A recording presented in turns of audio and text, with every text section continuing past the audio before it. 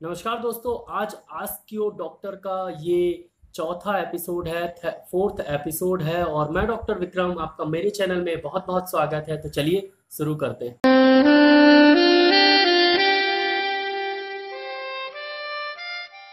तो दोस्तों, सबसे पहला सवाल है कपिल पवार जी का और उनका नाम योगेश पवार है एक्चुअल में। तो उन्होंने पूछा है कि जो WBC काउंट है वो कैसे बढ़ाया जाए बॉडी में। अगर किसी का WBC काउंट कम है तो वो कैसे बढ़ाया जा सकता है बॉडी में। तो सबसे पहले WBC काउंट बढ़ाने के लिए आप इचिनेशिया मदर टिंचर और हाइड्रेस्टिस मदर टिंचर 10-10 ड्रॉप्स आधे कप पानी में दिन में 3 बार 1 महीने या 1.5 महीने तक लेंगे तो WBC काउंट 100% बढ़ता है उससे।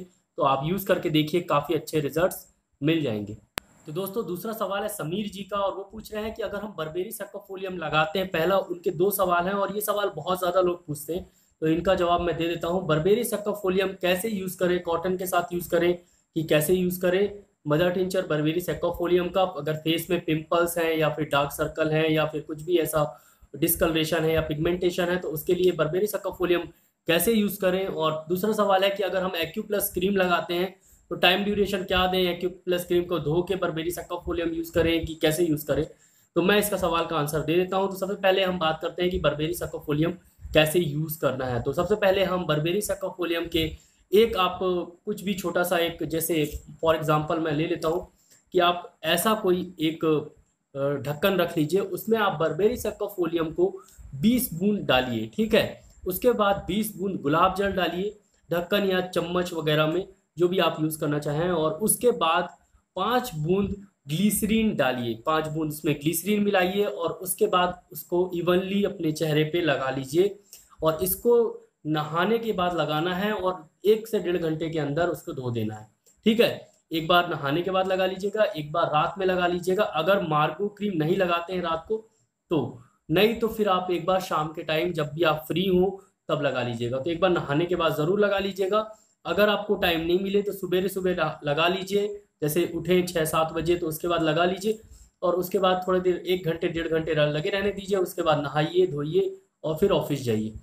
और जब आप बाहर जाएं तो एक्यू प्लस क्रीम लगा के जाएं, जैसे आप नॉर्मली आप फेयर एंड लवली क्रीम या कोई भी ऐसी क्रीम जो लगाते हैं वैसे ही एक्यू प्लस क्रीम है। आप कहीं भी बाहर जाएं, पार्टी में जाते हैं तो आपको थोड़ा सा इंस्टेंट गोरा दिखना होता है, उसके साथ वो इंस्टेंट गोरापन भी आ जाएगा और साथ में पिगमेंटेशन भी कम हो जाएंगे अगर आप धीरे धीरे उसको यूज़ करते रहेंगे। 1 से 2 बार दिन में यूज़ करिए एक्यू प्लस क्रीम। तो ऐसा उसमें कोई रिस्ट्रिक्शन नहीं है कि आपको बर्बेरी एक्वाफोलियम को आपको पूरा धोना पड़ेगा और बहुत ज़्यादा केमिकल है तो आपको एलोपैथिक से रिलेट नहीं करना है कि इसको धो के फिर इसको लगाओ।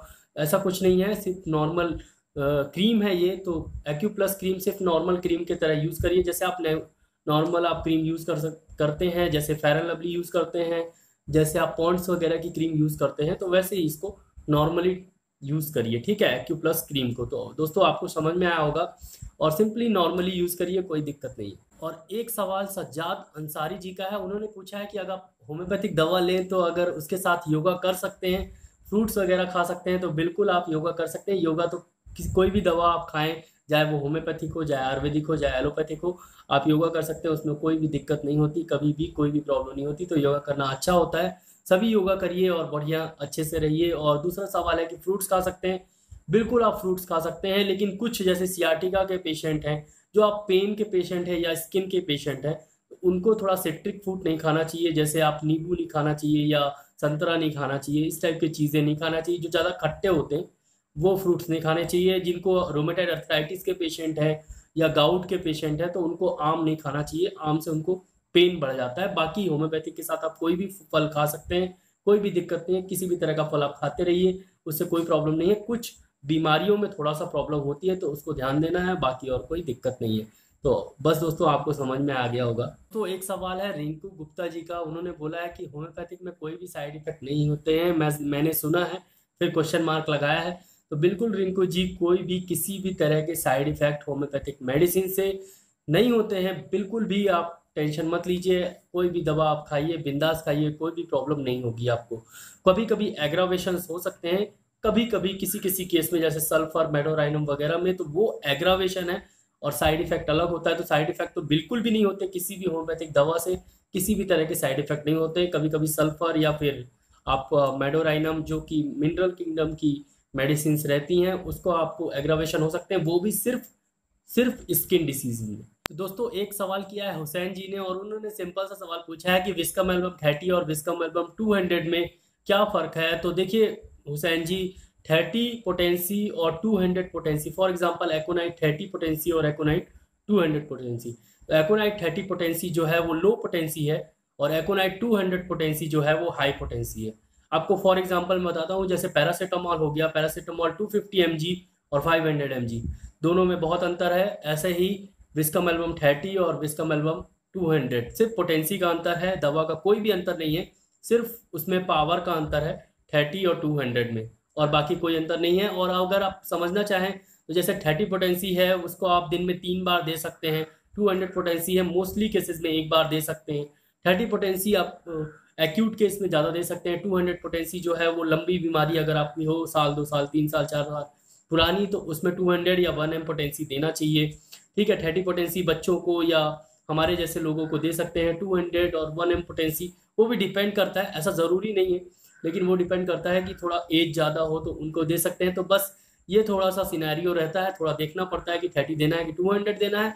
अगर आप लेना चाहें शुरुआत में तो मेरे हिसाब से 30 ही लीजिए। किसी भी अगर आपको लेना है aconite for example, belladonna for example chamomilla for example, viscum album, arnica, colocynth, कोई भी पोटेंसी अगर आप खुद से लेना चाहते हैं खुद की बीमारी के लिए तो 30 पोटेंसी में लेंगे तो ज़्यादा अच्छा रहेगा, क्योंकि उसके बाद फिर आप 200 पोटेंसी भी ले सकते हैं। लेकिन एक बार आपने 200 पोटेंसी ले ली तो तुरंत में आप 30 पोटेंसी नहीं ले सकते, कुछ दिन रुकना पड़ेगा, उसके बाद फिर 30 पोटेंसी ले सकते हैं। मतलब तुरंत आपने आर्निका 200 खाई फिर 30 पोटेंसी आप तुरंत आर्निका की नहीं खा सकते, उसका कोई भी इफेक्ट नहीं होगा आपके शरीर में, क्योंकि 200 आपने पहले भी ले लिए। तो बस 30 पोटेंसी ही ज़्यादा यूज़ करिए और बस 30 और 200 में समझ में आएगा। पैरासीटामॉल 250 mg और पैरासीटामॉल 500 mg, तो सिर्फ एक पावर का अंतर। तो एक सवाल है मिक्की जी का, उन्होंने पूछा है कि होम्योपैथिक स्लो काम क्यों करती है। तो बिल्कुल नहीं करती, ये सिर्फ एक भ्रांति है। होम्योपैथिक स्लो काम बिल्कुल नहीं करती है। और अगर आप फीवर में देंगे, कोराइजा में देंगे, मतलब सर्दी में देंगे, खांसी में देंगे, बुखार में देंगे, किसी भी एक्यूट केस में देंगे जो अभी अभी बीमारी हुई है, जैसे आपको एकदम से दर्द हुआ यहाँ पर, उसके लिए मेडिसिन होम्योपैथिक लेंगे। अगर वेल सेलेक्टिव मेडिसिन है, बहुत अच्छे से सेलेक्ट करके दी गई है, तो बहुत ही अच्छे रिजल्ट्स मिलेंगे फॉर एग्जांपल, और तुरंत मिलेंगे, एलोपैथिक से भी जल्दी मिलेंगे। मैं एक एग्जांपल देता हूँ, आप कभी करके देखिएगा, आप सबको समझ में आएगा कि होम्योपैथिक कितनी जल्दी काम करती है। तो अगर आपके घर में किसी को भी बहुत तेज बुखार हो, बिल्कुल तप रहा हो, बिल्कुल तप रहा हो, ऐसे ऐसे बिल्कुल ऊपर से तक उसकी तपन महसूस हो रही हो, इतनी तेज बुखार हो, और साथ में उसको हल्का सा लालपन चेहरे में आ गया हो, तो तपन रहेगी तो लालपन आ जाएगा। अगर लालपन नहीं भी आया है तो आप बेलाडोना 200 की 2 बूंद पिला के देखिएगा। विद इन, मैं आपको बोलता हूँ कि 2 मिनट या 3 मिनट, मैक्सिमम 3 मिनट के अंदर उसका टेम्परेचर डाउन हो जाएगा। अगर 104 है तो वो सीधा 103 या 102 में आ जाएगा, मैक्सिमम 3 मिनट के अंदर। तो इतनी तेज पैरासीटामॉल भी काम नहीं करती है जितनी तेज बेलाडोना काम करती है फीवर के केस में। जिनको बहुत ज़्यादा तप रहा हो, हल्का फुल्का फीवर में बेलाडोना काम नहीं करती, बहुत ज़्यादा तप रहा हो, कभी घर में बेलाडोना रखिएगा आप और एक बार ट्राई करके देखिएगा कि अगर आपके शरीर बिल्कुल तप रहा हो, बिल्कुल तप रहा हो, मतलब 104 तक बुखार हो, और पैरासीटामॉल लेंगे तो आपको आधा घंटे बाद कम होगा। आप पहले बेलाडोना 200 लेके देख लीजिएगा, 3 मिनट तक देखिएगा, टेम्परेचर कम हो जाएगा, उसके बाद फिर भले ही आप पैरासीटामॉल ले लीजिए। तो एक बार इसको ट्राई करके ज़रूर देखिएगा, आपको तुरंत समझ में आ जाएगा कि होम्योपैथिक कितने जल्दी काम करती है। कभी भी सर्दी हो, नाक बह रही हो बहुत ज़्यादा, तो एलियम सीपा 30 के 2 बूंद लेके देखिएगा कितने जल्दी सर्दी ठीक हो जाती है। ये मुझे कमेंट सेक्शन में लिख के बताइए, और बताइए कि होम्योपैथिक दवा कितनी तेज काम करती है। अब बात रहती है कि हम बोलते हैं कि होम्योपैथिक दवा लेट काम करती है, तो अगर आप सोरियासिस के केस में जाएंगे, एक्जिमा के केस में होम्योपैथिक डॉक्टर के पास जाएंगे, आप बताइए कि एक्जिमा का केस किस एलोपैथिक डॉक्टर ने आपको ठीक किया है 1 महीने या 15 दिन में। कौन सा एलोपैथिक या आयुर्वेदिक या होम्योपैथिक डॉक्टर ऐसा है जो सोरियासिस के केस को 15 दिन में या 3 दिन में या 4 दिन में ठीक कर सकता है। कौन सा एक डॉक्टर है जो एलर्जी के केस को, आप सेट्रिजिन खा लेंगे तो 2 दिन के लिए बिल्कुल ठीक हो जाएगा एलर्जी का केस, उसके बाद फिर आ जाएगा, वो ठीक नहीं होता, वो सिर्फ एक रिलीफ होता है। तो कौन सा एक एलर्जी का डॉक्टर है जो एलर्जी को 3 दिन के अंदर ठीक कर सकता है। तो इसके लिए ये सब बीमारियां क्रॉनिक सिटी में आती हैं, मतलब लंबे समय की बीमारियां हैं। आपको लंबे समय तक दवा खानी पड़ेगी अगर आपको लंबे समय की बीमारी है, जैसे एलर्जी है, जैसे ऑस्टियोआर्थराइटिस है, जैसे सियाटिका है, जैसे आपको जो भी बड़ी बड़ी बीमारियां जो लंबे समय तक जो चलती रहती है, आप परेशान रहते हैं, अस्थमा है, डायबिटीज़ है, आपका बीपी है, शुगर है, सब कुछ आजकल तो लंबे समय की बीमारियां ज़्यादा होती हैं।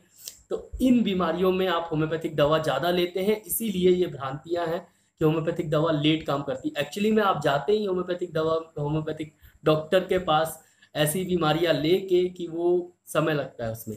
आप स्किन डिसीज लेके जाएंगे, एक्जिमा लेके जाएंगे, टीनिया क्यूटरेस रिंग वॉर्म लेके जाएंगे, डैंड्रफ प्रॉब्लम लेके जाएंगे, हेयर प्रॉब्लम लेके जाएंगे।